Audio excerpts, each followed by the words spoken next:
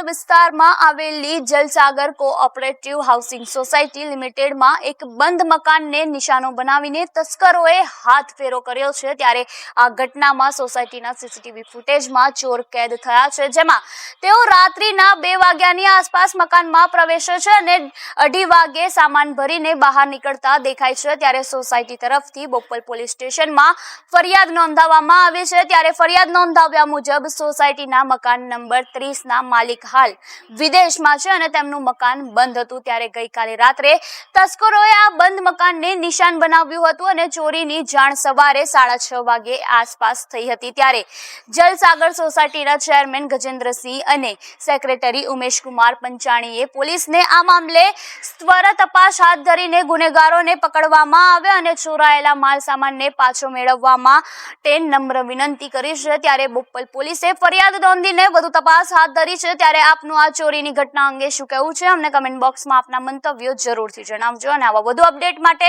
જોડાયેલા રહો નવજીવન ન્યૂઝ સાથે।